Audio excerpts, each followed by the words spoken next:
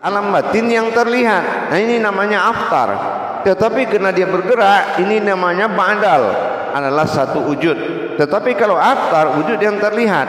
Nah, ini badal dan aftar yang berasal dari wahid dan ahad.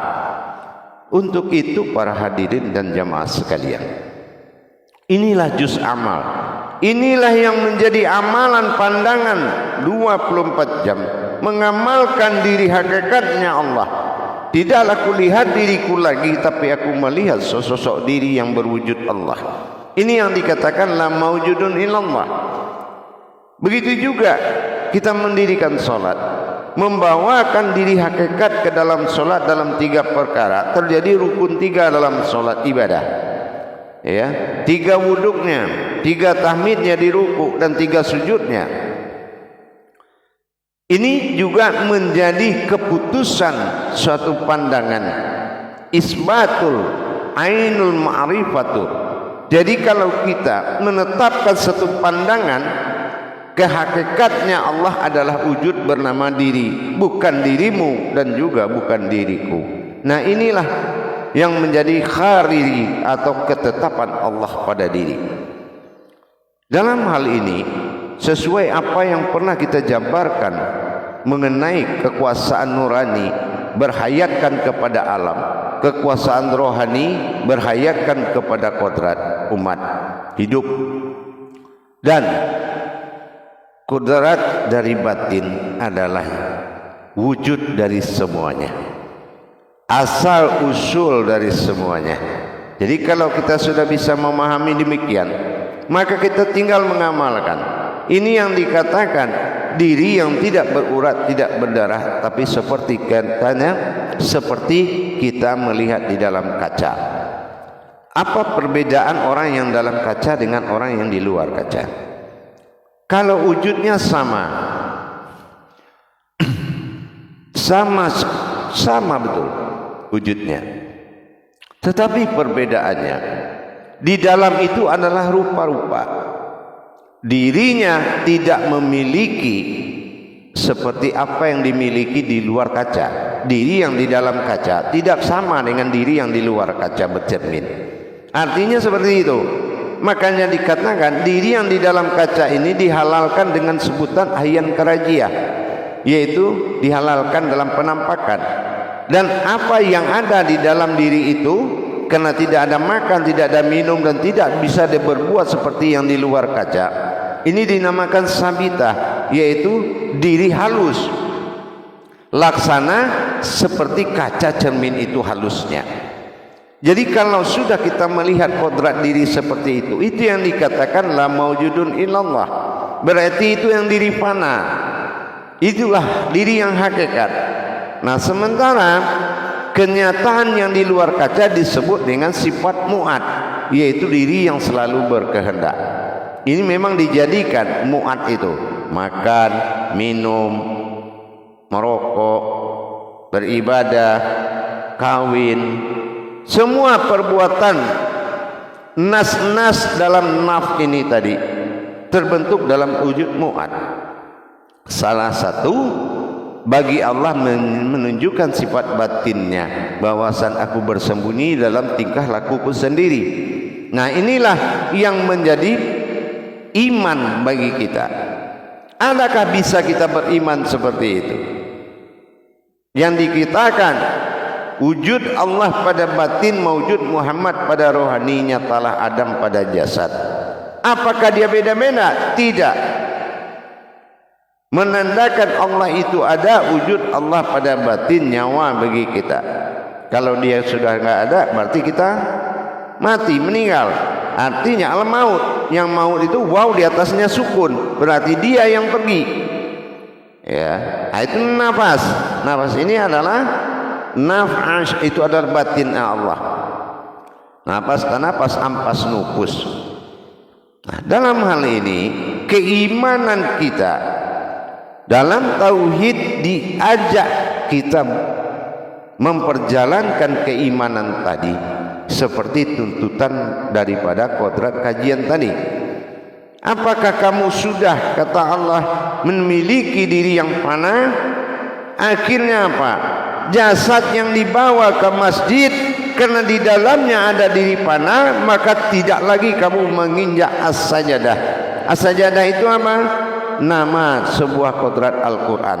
Tapi benar sudah berhak. Karena apa? Karena dalam as-sajadah 32 dibalik 23 itu menemui surat Al-Mu'min. Artinya setelah kamu mukmin dengan kamu tahu wujud yang menaiki sajadah, maka tidak ada pengaruh pelanggaran akidah, akhlak dan batiniahnya sajadah di Al-Quran itu. Tapi kalau kita tidak mendirikan diri panapilah, as-sajadah yang diinjak itu menimbulkan suatu perkara atau sengketa batin dengan Allah. Sehingga semakin lama syariat ini terlanggar, semakin larut kamu seperti sabun masuk air. Banyak keluhan dalam umat Islam, semakin dikerjakan semakin susah hidup kita. Semakin kita beribadah tiap hari, semakin menumpuk masalah kita. Ditemukan, dikenakan kesalahan itu nyata di mata Allah. Kesalahan kepada Allah membuat di hidupnya dilarut. Ini yang membuat kita harus mendapatkan mana diri yang tidak bersengketa dengan Allah dan tidak bersekutu apabila didatangkan. Dan inilah kodrat-kodrat yang dikatakan nurani, rohani, rabbani dalam wujud batin pada Allah, batin Allah pada diri, kodrat Allah zat pada rohani, dan nurullah adalah hayat pada jasad. Inilah hayat hayyun qayyum. Jadi dengan kejelasan perjalanan keadaan wujudnya Allah pada diri, maka kita harus menerima kenyataan Allah itu dengan iman. Nah, iman inilah yang dinamakan tauhid. Jadi kalau ada kaji tauhid itu namanya kaji iman. Nah, iman yang dimaksud apa? Bisa kita mengikuti perjalanan rohani dari tauhid menuju tauhudun. Jadi berhubungan yang banyak menjadi satu wujud atau satu jalan, satu kodrat, yaitu sesuatu yang berdiri. Hadirin jamaah yang dirahmati Allah rahimakumullah, himpunan inilah yang mendirikan sifat ahad bagi Allah. Sifat ahad bernamakan ahad, bernamakan zat, ha disebut aras, sementara dal ini adalah perjalanan. Inilah zat Allah yang bergerak, inilah af'alnya Allah. Ini menandakan gerak ini adalah hayat. Jadi kalau af'alullah itu adalah hayat, hidup. Kalau tidak bergerak lagi itu disebutkan tidak af'al lagi. Maka yang menggerakkan adalah fi'il, yang digerakkan adalah af'al. Jadi ini adalah kodrat. La kodratun wa hayatun illallah. Tidak ada lagi kodrat melainkan hayatku semata. Jadi kalau kita sudah bisa menikmati hidup seperti ini, maka kita seperti melihat sifat Allah adalah diri, tapi diri bukanlah sifat bagiku, tapi melainkan wujudku sendiri. Nah, ini yang dikatakan sifat bagi Allah. Bersifatnya Allah pada sifatnya. Sifatnya adalah hayatnya Allah berupa diri, tapi Allah bersifat adalah kodrat. Inilah hidup, inilah hayat. Bagaimana dia hidup, bagaimana dia bergerak, itulah adanya af'al. Jadi kalau gerakan ini di dalam af'al dinamakan hidup atau hayat. Dinamakan af'al itu adalah gerakan, tetapi makomnya adalah hayat. Untuk itu para hadirin dan jamaah, mari kita imani diri yang sangat dimuliakan Allah ini, diri yang maujud ini, sehingga kita bisa memberikan bahasa batin. Ingin melihat, lihatlah wajahku. Ingin hidup, ingatlah diriku, zatku. Dan ingin kepadaku, maka lenyaplah dalam batinku. Ini ingin melihat, lihatlah wajahmu. Ingin merasakan, rasakanlah dirimu, zatku sendiri. Dan apabila ingin kepadaku, luputlah dalam batinku. Inilah yang sangat menjadi acuan pencarian di jalan-jalan hakikat kepada Allah. Jadi untuk itu para jemaah sekalian, tingkatkanlah pemahaman, belajarlah kepada guru yang hak. Jangan kamu mendapatkan ilmu, kamu lupa kalau ilmu itu bukan pengetahuan, tapi ilmu itu adalah kodrat Allah pada dirimu, yaitu pasal makom daripada Adam. Iradat adalah sifat kehendak, hanya Muhammad yang memiliki hak, dan Allah sifatkan berdoa kepada Tuhan yang akan mengabulkan. Jadi dalam hal ini, sendi-sendi tauhid ini, kerahasiaan keseharian sendi pertauhidan kepada Allah itu sangat memuliakan kita. Bagaimana kita bisa membedakan doa dengan iradah atau kehendak? Makanya kita lihat kenapa umat Islam sekarang paling mudah melihat kebenaran agamanya. Paling mudah. Dari mana paling mudahnya? Hanya dua kita lihat. Kalau memang hayyala falah, kemenangan ada di jalannya, berhasil dia mendirikan sholat.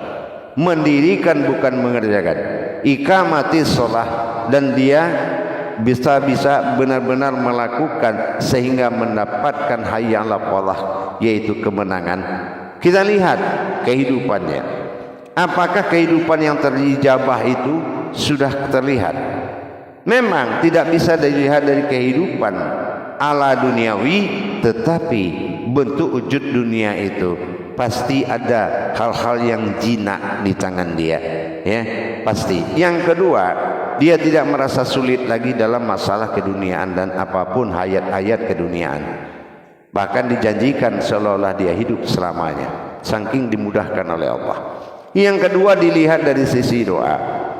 Orang yang terijabah itu doanya adalah menyatakan kedekatannya kepada ketuhanannya. Kedekatannya kepada Allah kita lihat dari sisi doanya. Apakah doanya sudah terijabah? Apakah ilmunya sudah mustajab? Apakah ibadahnya sudah mabrur? Kita lihat dalam perbuatan kesehariannya. Apa yang dia doakan terjadi apa tidak? Nah, ini juga harus benar-benar membawa suatu pembuktian. Jadi jangan kita terlena dengan suatu bahasa, keahlian seseorang dalam berbahasa ma'rifat, bahasa tauhid, bahasa tasyawuf, bahasa tarekat, tetapi dua perkara ini kita tidak melihat perkembangan dari kemenangan hidupnya, hayya 'alal falahnya, dan dilihat kegagalan dia dalam doa. Doa itu dia banyak, dan mana yang berderajat yang bisa berkomunikasi dengan Allah dari tingkat-tingkat doa. Nah gitu ya. Jadi kita akan melihat dari dua sisi, ya, kemustajaban ilmunya dan kemabruran ibadahnya ada pada doa dan hayatnya. Hayatnya adalah kehidupan. Apakah dia sudah kehidupan Allah? Kalau memang dia kehidupan Allah, tidak mungkin rezeki jinak liar dari dia. Tidak mungkin, pasti itu ada jinaknya sebuah rezeki. Karena rezeki itu ar-razaq, ar-razaq itu juga Allah. Bukan beda Allah dengan razaq. Bedanya hanya sifat. Allah adalah zat bermakom pada sifat. Ini ala asma'ul husna. Jadi husnanya Allah ini bisa dilihat dari kehidupan dan dari kalam-kalam yang dia ucapkan. Apakah dia teks? Apakah dia memang wahyu? Apakah itu kodrat? Maka kita lihat dari kelancaran dia mengaji dan perjalanan kajiannya, apa sudah bersifat tajalli kepada Allah. Hadirin jamaah yang dirahmati Allah rahimakumullah, dengan kita merangkul kehidupan fanafilah dengan la maujudun illallah, itu mengartikan la maujud illah Allah. Apalah lam alif? Lam adalah aras, ha hurufnya, sementara alif adalah sir, rahasia.